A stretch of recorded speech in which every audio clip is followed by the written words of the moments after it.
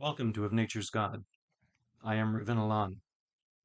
I was pastor of 5 churches in Missouri, and I have conducted weddings and funerals. Those who know me from those experiences know me as Pastor Dan or Reverend Daniel. Usually didn't use my last name because it was rather hard to pronounce. So let's just go with Rivan Elan. I ran some websites as Rivan Elan to discuss spiritual matters, and people who are familiar with those websites only know me by that name. I figure that people who have experienced me in person, I can contact, and they recognize my face, so they know I'm Pastor Dan. Of Nature's God is here to talk about our connection with the divine presence that created the universe.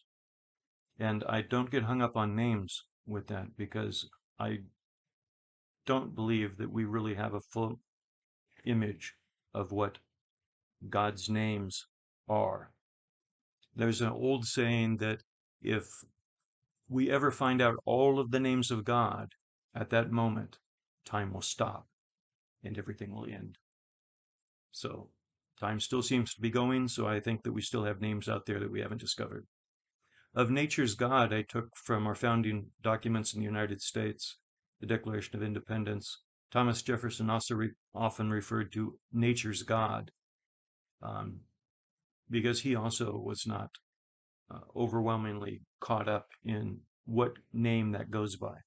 He figured that nature knew who God was. Humans tended to argue over it as to who was right, but nature had no question who God was at all. And I like that idea. As for us, we are exploring this concept. Das Ding An Sich, the thing in itself, the living force, the Tao. Paul Tillich called it the ground of all being. In the Bible, there are many, many names. Just a few of them are El Shaddai, El Elyon, Yahweh, the Alpha and the Omega.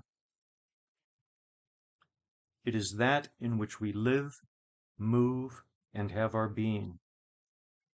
It may be the power of life itself, what some people call the soul. That is what we're exploring. And whatever name you have that you call it, it is that which we want to connect with here. We want to deepen our relationship and our understanding, our connection, develop spiritual disciplines, things to bind us to the ground of being, the source of all life, so that we can make it through these tough and difficult times. Religion comes from the word religio, which means to bind us back. In other words, to bind us back to the source of all life.